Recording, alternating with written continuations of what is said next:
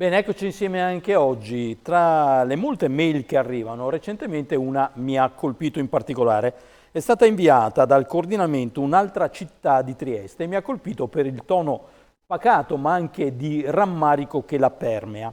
Parliamo di un sistema di accoglienza. Il rammarico è legato al fatto che Trieste avrebbe potuto essere la prima città italiana come modello di accoglienza a gestione totalmente comunale. Attualmente ce n'è solo un altro che è gestito dal Comune di Bologna. Di questo parliamo con Gianfranco Schiavone, che è il presidente del Consorzio Italiano di Solidarietà, che fa parte della rete Europa Asilo ed è anche componente del direttivo dell'Associazione Studi Giuridici Immigrazione. Qual è la differenza, loro sottolineano, tra un sistema di accoglienza per rifugiati gestito dal comune o dalla prefettura come avviene attualmente? È che mentre il comune è l'amministrazione di una città e si fa carico del benessere di tutti i suoi cittadini, la prefettura invece ha come scopo quello dell'ordine pubblico e della sicurezza. Quindi sono proprio due approcci culturali diversi, ciascuno per la propria competenza, ma appunto il Consorzio Italiano di Solidarietà si rammarica di un'opportunità persa. Ecco, c'è stato un periodo in cui Trieste, da cui abbiamo in collegamento appunto Gianfranco Schiavone, ha vissuto una realtà diversa, cioè gestita dal comune? Sì, c'è stato un periodo, quello precedente alla giunta attuale, quindi precedente alla giugno del 2016, nel quale il Comune di Trieste era parte attiva dei programmi di accoglienza dei richiedenti asilo e dei rifugiati sul territorio, che è un'esperienza molto antica a Trieste, perché sostanzialmente anzi Trieste è la città nella quale l'idea dell'accoglienza diffusa, no? Nasce in Italia alla fine addirittura dell'altro secolo, del 1998-99, e il sistema triestino è sempre stato quello di evitare i centri di accoglienza, specie di grandi dimensioni, e di inserire immediatamente le persone che arrivano dal confine direttamente e chiedono protezione, dopo una primissima accoglienza, diciamo, di inserirli nel tessuto urbano, in una dimensione di vita normale, facendo ricorso a case di civile abitazione e non a centri di accoglienza. Chiaramente il percorso triestino era quello di inserire tutto questo appunto nella diretta gestione poi del Comune di Trieste, concependo, come lei ha detto, effettivamente l'accoglienza dei rifugiati come uno dei tanti servizi sociali del territorio, mentre questo percorso era, diciamo così, in fase di sviluppo. Nel 2016 è stato interrotto perché per volontà politica. In realtà il sistema di accoglienza diffusa continua a Trieste, non è che non c'è, quello che non c'è più è il comune sostanzialmente. Ecco, detto che credo che appunto l'accoglienza sia nel DNA, insomma, di Trieste, anche per l'ubicazione geografica che la città ha, e capendo anche, come posso dire, l'auspicio, l'ambizione di un cittadino triestino a far sì che il sistema di accoglienza sia all'interno del comune, sul piano pratico cosa cambia però? Sul piano pratico, semplicemente quello che è cambiato è che la gestione è una gestione cosiddetta straordinaria a carico della prefettura, quindi con quel modello, diciamo chiaramente che lei aveva ben descritto prima, cioè che in qualche modo improprio.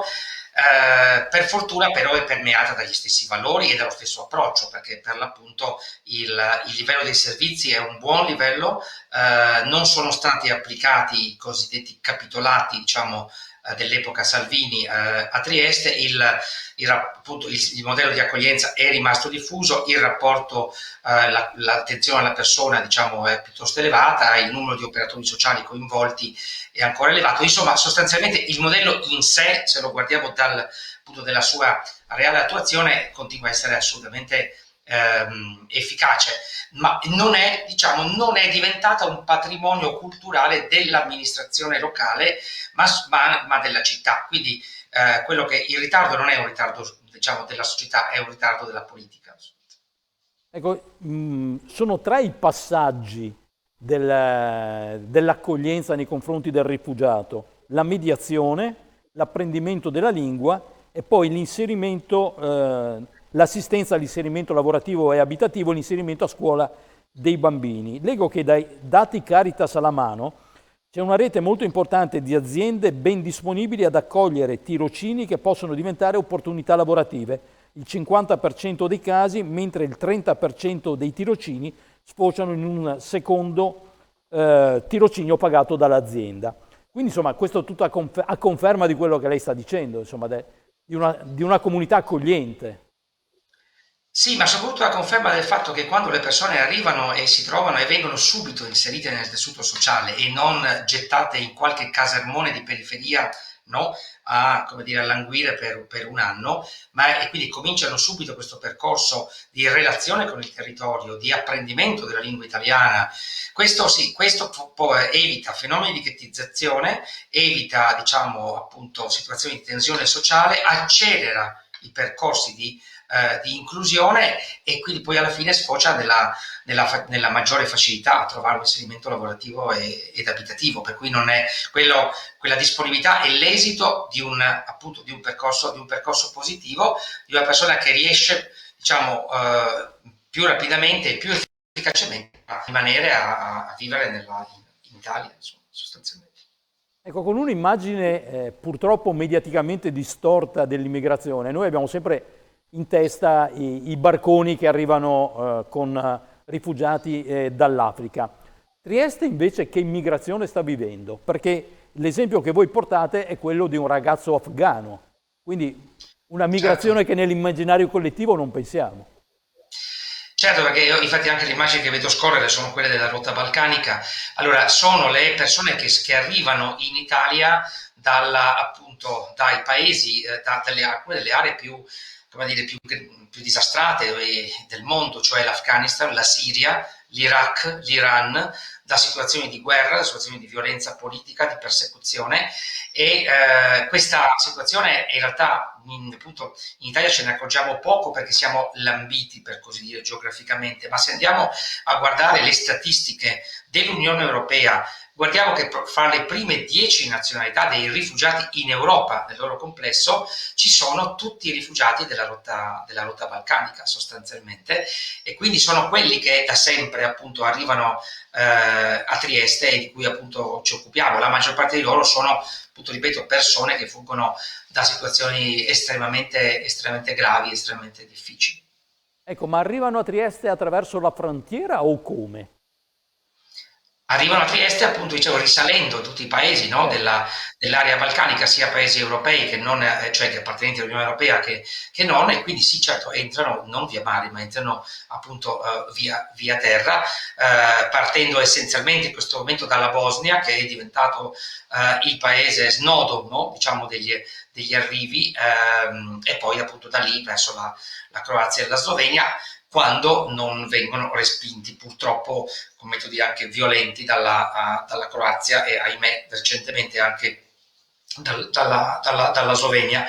Sono persone che hanno un tasso di riconoscimento della loro domanda di protezione, come dire, altissimo, perché per l'appunto, soprattutto nel caso di siriani e di afghani, sostanzialmente il riconoscimento è al 100% delle domande. Nel caso di pakistani la situazione può essere più complessa perché dipende dall'area di provenienza del paese, però ripeto, parliamo di persone che hanno fondati motivi per lasciare il proprio paese.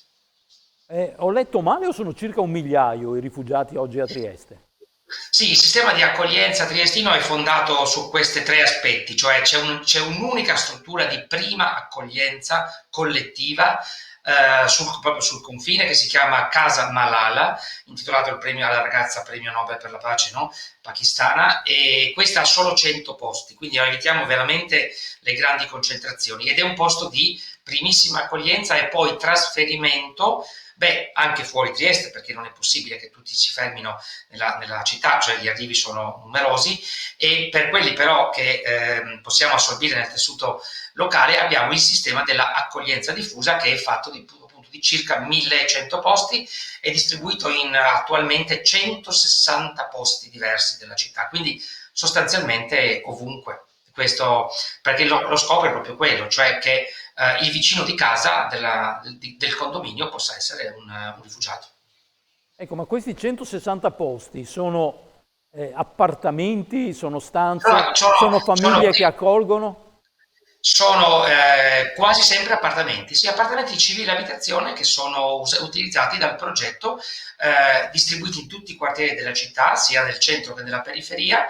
Sono a volte qualche piccola struttura collettiva, soprattutto nel caso di famiglia, nel caso di donne sole o situazioni vulnerabili, ma la maggior parte il modello principale, poi ci sono anche le famiglie che accolgono, però non è un fatto molto numeroso, diciamo, al momento. Quindi il modello è proprio quello, appunto, che è l'appartamento della porta accanto, in realtà ci vivono 4 richiedenti asilo, ecco, semplicemente, e questa è la normalità della vita quotidiana.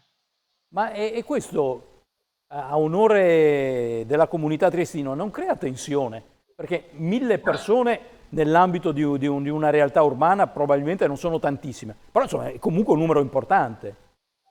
È esattamente l'opposto, cioè non crea nessuna tensione proprio perché questo è il modello dell'accoglienza diffusa, cioè per l'appunto è la varietà diciamo, della società in tutti i suoi aspetti, tra cui appunto, oltre che la varietà linguistica, religiosa, culturale, anagrafica, di condizione sociale, eccetera, è anche legata al fatto che una piccola parte della popolazione è costituita da persone di altre nazionalità che sono qui per motivi di protezione. È la normalità, crea la normalità dell'accoglienza, crea la normalità della vita quotidiana. Il numero di 1000 è un numero dovuto al turnover tra chi arriva e chi prosegue verso altre destinazioni o è destinato a No, crescere? no, è un numero sostanzialmente fisso che è quello che la città, no, si è data come obiettivo in questi anni di accoglienza, appunto, di inserimento. Per quanto riguarda invece, dicevo, il turnover, questo avviene essenzialmente dal centro di prima accoglienza, cioè le persone che arrivano, una quota poi, quando si liberano i posti, viene assorbita nell'accoglienza territoriale diffusa e una parte, devo dire al momento maggioritaria, soprattutto in questo momento di ripresa degli arrivi, viene trasferita in altre città d'Italia, ovunque, no? E ha i destini più diversi, cioè finirà in alcuni posti dove la gestione è buona e ahimè altri in cui la gestione non è buona, ma noi da questo punto di vista non abbiamo altre possibilità, perché se no altrimenti dobbiamo tener conto che gli arrivi a Trieste insomma sono diverse migliaia all'anno, per cui non sarebbe pensabile creare un sistema di accoglienza diffusa ma interamente dove tutte le persone rimangono a Trieste. Ci vuole appunto un equilibrio e pensiamo di averlo raggiunto in questo modo. Grazie, la ringrazio molto anche per questo bel spaccato, insomma, voglio dire, una buona pratica di accoglienza che abbiamo vicino alle porte di casa a Trieste. Grazie a Gianfranco Schiavone, che è il presidente del Consorzio Italiano di Solidarietà, che sollecita appunto con questo comunicato il fatto che questo sistema di accoglienza che esiste e che c'è a merito della città di Trieste venga ricompreso all'interno dei servizi sociali del comune invece che affidato alla prefettura che invece ha compiti di ordine pubblico. Grazie, buon lavoro. Veramente Grazie a tante lei, tante grazie. Alla prossima. alla prossima.